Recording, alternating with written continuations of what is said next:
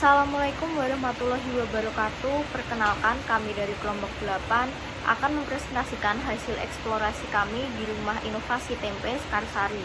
Sebelumnya, izinkan saya sebagai moderator untuk memperkenalkan anggota kelompok kami. Yang pertama adalah mengenai pengertian tempe. Apa itu tempe? Tempe merupakan makanan yang terbuat dari kacang kedelai atau beberapa bahan lain yang diproses melalui fermentasi menggunakan mikroorganisme kapang atau Rhizopus sp atau yang biasa dikenal dengan starter atau dapat juga disebut dengan ragi tempe. Nah, kapang atau Rhizopus sp ini berperan dalam memecah senyawa kompleks yang ada pada bahan baku sehingga nantinya dapat lebih mudah untuk dicerna.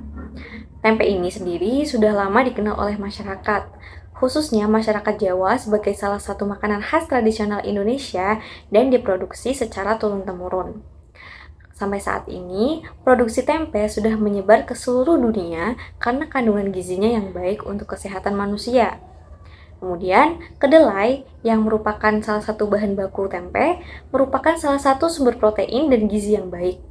Tapi tidak semua kandungan gizi yang terdapat dalam kedelai tersebut dapat diserap oleh tubuh. Nah, melalui proses fermentasi, kandungan gizi yang dihasilkan akan meningkat dan lebih mudah dicerna oleh tubuh. Selain itu, aroma dan cita rasa makanan akan menjadi lebih baik. Nah, beberapa kandungan gizi yang terdapat dalam tempe meliputi protein, vitamin, asam lemak, antioksidan, dan antibiotik alami. Rumah Inovasi Tempe Sekarsari UNES atau biasa disingkat RITSS yang beralamat di Gang Kedaung 5, Patemon, Kabupaten Gunung Pati, Kota Semarang, Jawa Tengah adalah pusat penelitian dan pelatihan produksi dan produksi makanan atau minuman, fermentasi tempe, dan produksi kedelai, yaitu susu kedelai, tahu, dan produk olahan kedelai lainnya. Rumah Inovasi Tempe Sekarsari didirikan dan dirancang untuk program pendidikan dan pelatihan mahasiswa dan pengrajin yang berminat di bidang usaha fermentasi, khususnya produksi tempe dan turunannya. Rumah Inovasi Tempe Sekarsari ini menjadi base camp mahasiswa MBKM bidang biologi sebagai tempat kewirausahaan bidang biologi yang juga ikut memberikan kontribusi dalam membantu mewujudkan pembuatan olahan kedelai, terutama tempe dan tahu yang higienis. Hal ini ditunjukkan pada penerapan GHP, Good Hygienic Practice atau cara produksi yang bersih yang sudah memenuhi syarat produksi dari BPOM pada tahun 2021. Selama ini, tempe dihasilkan dengan manajemen yang kuno, yang dikerjakan oleh anggota keluarga dalam satu rumah dan diproduksi dengan mengikuti cara yang diturunkan oleh orang tua atau kerabat pemilik usaha tersebut. Pengembangan resep makanan yang menggunakan tempe sebagai bahan baku dan inovasi dalam proses pembuatan tempe inilah yang mendorong pergeseran dari bisnis tempe massal ke bisnis yang disesuaikan dengan kebutuhan pelanggan.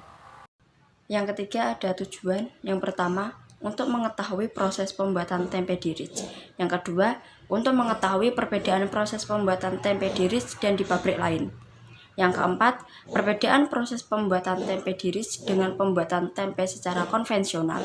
Untuk perbedaan proses pembuatan tempe dirich dengan pembuatan tempe secara konvensional, pada tahapan dasarnya sama, namun dikarenakan RITS ini adalah inovasi dari pembuatan tempe secara konvensional, jadi diterapkan dengan cara pembuatannya lebih higienis dan menggunakan alat yang lebih terpadu. Dan untuk proses dari pembuatan tempe dirich dilakukan menggunakan metode modern dan higienis, yaitu dengan prosedur yang pertama, biji kedelai dicuci dan direbus selama 20 menit.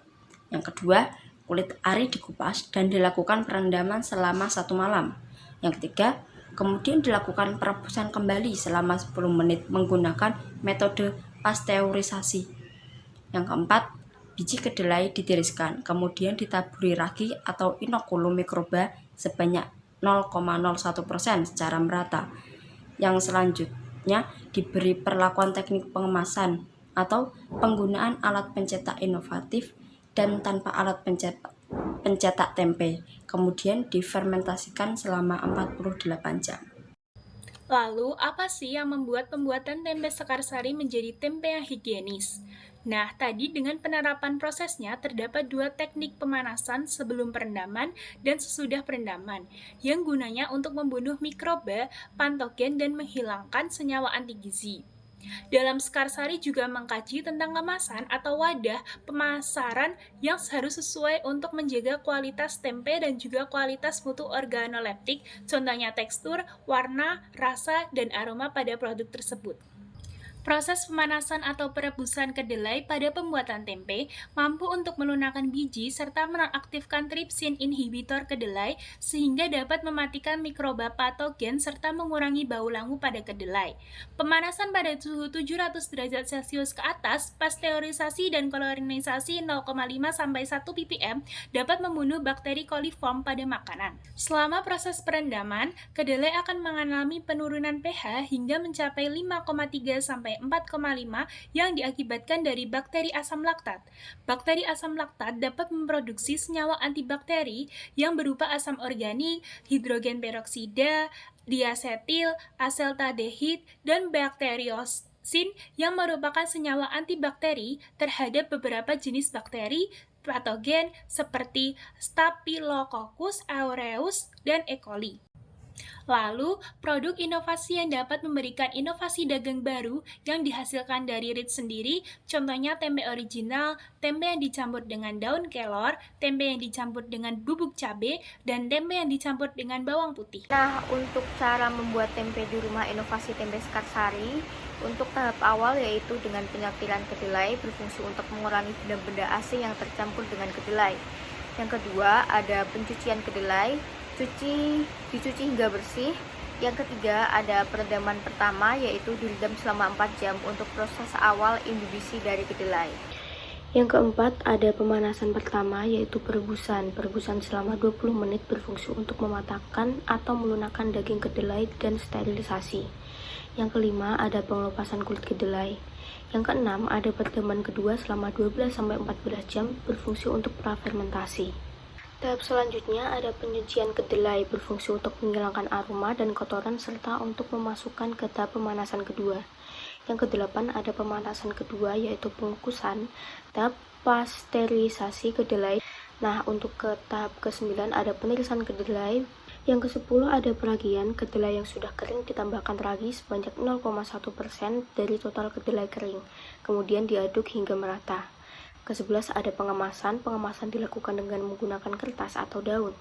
Yang ke-12 ada tahap fermentasi, membutuhkan waktu 24-36 jam di suhu ruangan 30 derajat sampai 36 derajat Celcius.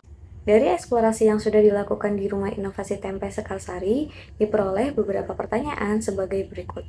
Yang pertama, konsep biologi apa yang sudah dipelajari di lokasi eksplorasi? Jadi, konsep biologi yang sudah dipelajari yaitu konsep dasar bioteknologi konvensional bidang pangan. Hal ini dikarenakan produk yang dihasilkan dibuat melalui proses fermentasi dan hasil akhirnya dapat dikonsumsi serta dikomersialkan. Yang kedua, bagaimana menggunakan konsep yang ditemukan untuk pembelajaran topik apa di biologi.